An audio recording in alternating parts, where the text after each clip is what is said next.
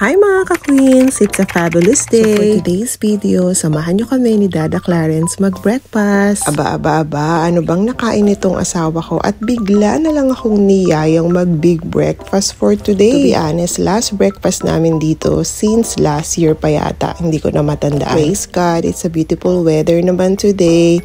Caring-carry na ang aking paglalakad ng without socks. Oh, diba? Ang taray! Medyo nagugutom na rin ako mga ka-queens ha. Ewan ko ba, basta pag big breakfast ang pinag-uusapan, binabalik-balikan namin ni Dada Clarence itong pancake and waffle house. And to be honest, maganda naman talaga ang ambience nila dito mga ka-queens.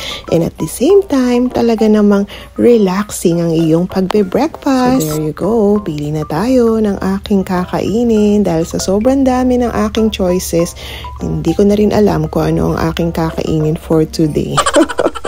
Pero siyempre, the best breakfast ang ating pipiliin. Minsan napapaisip na rin kami ni Dada Clarence eh. Kasi most of the time, kapag kumakain kami dito mga ka-queens, dito talaga kami nilalagay ng server sa upuan na to. Hindi ko alam at hindi ko mawari kung bakit.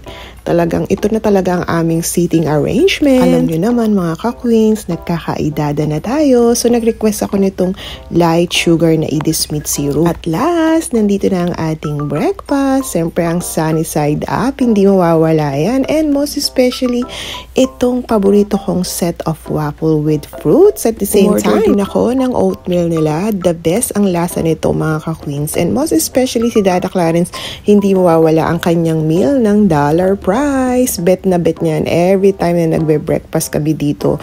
Yan at yan din ang kanyang ino-order. Dito sa area na to, nakasanayan na talaga namin na every time nagbe-breakfast kami dito, dito talaga kami nilalagay ng server sa table na to. Hindi ko alam kung anong hiwaga dito sa table na to. And most of the time, talaga naman very relaxing ang pagbe-breakfast namin ni Dada Clarence. Ewan ko ba, meron ba kayong ganong era na nararamdaman kapag doon ka sa location ng table na yun, para bang lahat ng pagkain very refreshing at nauubos mo lahat, diba? And most especially, si Dada Clarence, hindi talaga mawawala ang kanyang magic pepper.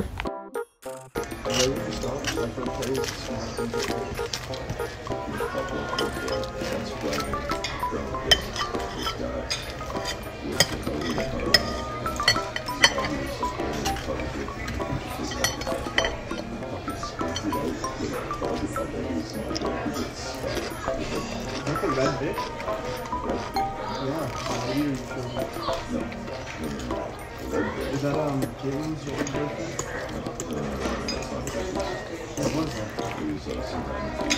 What was that? Actually, nagulat din ako. Itong oatmeal kasi na to, every time na kumakain kami dito, hindi ko talaga masyadong nauubos. Pero nagulat ang aking asawa at kinongratulation niya ako. Hindi ko daw siya tiniran dahil naubos ko talaga ng bonggang-bongga, mga ka-queens. Ganun talaga siguro kapag na-miss mo yung oatmeal.